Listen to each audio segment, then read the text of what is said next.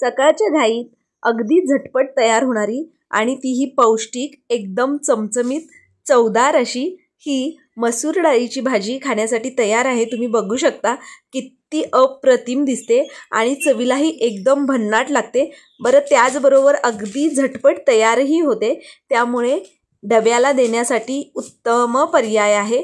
तर तुम्ही एकदा या पद्धतीने ही मसूर डाळीची भाजी नक्की करून बघा, तुम्हाला नक्की आवडेल। आणि चला तर मग खूप जास्त वेळ न घालवता रेसिपीला सुरुवात करून घेऊया आणि पाहून घेऊया ही झटपट तयार होणारी मसूर डाळीची भाजी।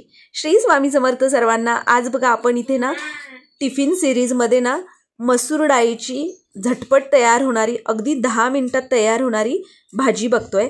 त्यासाठी कढई गरम करायला ठेवली आहे आणि त्यामध्ये साधारण 1 ते 1.5 पळी तेल घालून घ्यायचं।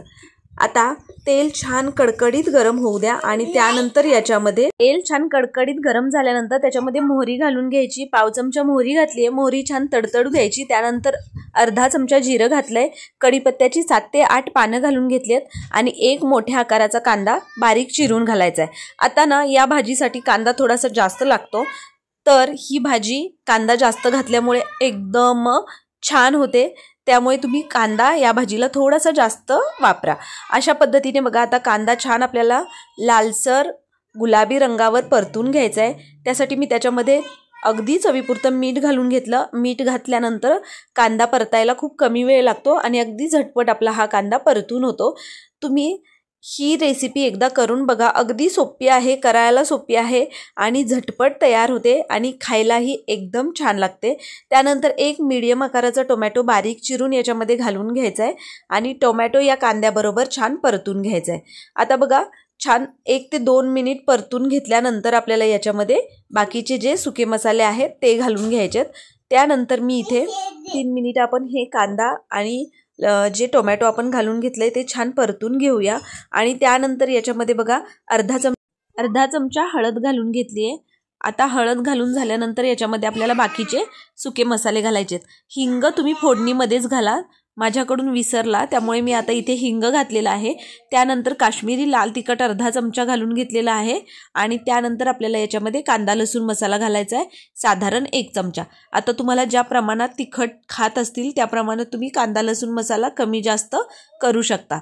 याच्यामध्ये अगदी बेसिक मसाले जातात, खूप जास्त मसाले नसतात आणि एकदम साधी सोप्या पद्धतीने आपण ह्या टिफिन सिरीजच्या भाज्या बघत आहोत। अजिबात मसाल्यांचा तामझाम नाही आहे, साध्या पद्धतीने आणि अगदी कमी साहित्यात कमी मसाल्यांमध्ये झटपट तयार होतील अशा ह्या भाज्या आपण पाहत आहोत। त्यानंतर बघा छान परतून झाल्यानंतर सगळे मसाले मी इथे जी मसूर डाळ आहे ती स्वच्छ 2-3 वेळा धुवून घेतली होती आणि ती साधारणपणे 10 मिनिटं भिजत घातली होती पाण्यामध्ये। आता ती मसूर डाळ आपल्याला सगळं पाणी काढून घ्यायचं आहे त्यातलं आणि ती मसूर डाळ या फोडणीमध्ये घालून घ्यायची।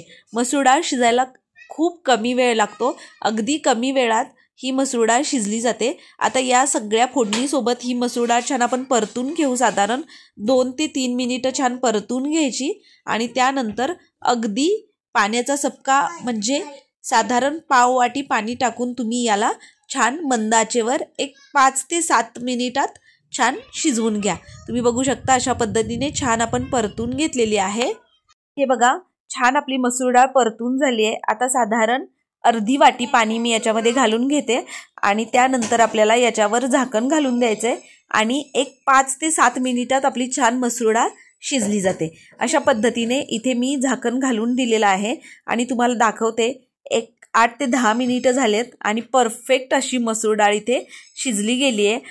मसूर डाळीमध्ये खूप जास्त पाणी घालायचं नाही, नाहीतर ती खूप जास्त प्रमाणात शिजली जाते। अशा पद्धतीने इथे परफेक्ट अशी आपली मसूर डाळ तयार झालेली आहे आणि आता आपल्याला याच्यावर खूप सारी बारीक चिरलेली कोथिंबीर घालून घ्यायची आहे आणि इथे आपली छान अशी फक्त 10 ते 15 मिनिटात तयार होणारी चमचमीत अशी मसूर डाळीची भाजी खाण्यासाठी डब्याला देण्यासाठी तयार आहे। तुम्ही बघू शकता परफेक्ट शिजली आहे, अगदी परफेक्ट झाली आहे आणि डब्यासाठी एकदम परफेक्ट रेसिपी आहे। तुम्ही नक्की या पद्धतीने ही मसूर डाळीची भाजी करून बघा, तुम्हाला नक्की आवडेल। अशा पद्धतीने डब्याला देण्यासाठी मसूर डाळीची चमचमीत भाजी तयार आहे। तुम्हाला ही झटपट तयार होणारी अगदी कमी मसाल्यांमध्ये कमी साहित्यात तयार केलेली मसूर डाळीची भाजी कशी वाटली मला कमेंट करून नक्की सांगा। त्याचबरोबर तुम्हाला आपल्या रेसिपीज कशा वाटतात तेही सांगा। अशा पद्धतीने चला तर जर तुम्हाला आपल्या रेसिपीज आवडत असतील तर आपल्या आदिश्री रेसिपी चॅनलला सबस्क्राईब करा, त्याचबरोबर बेल आयकॉन प्रेस करा। थँक्यू।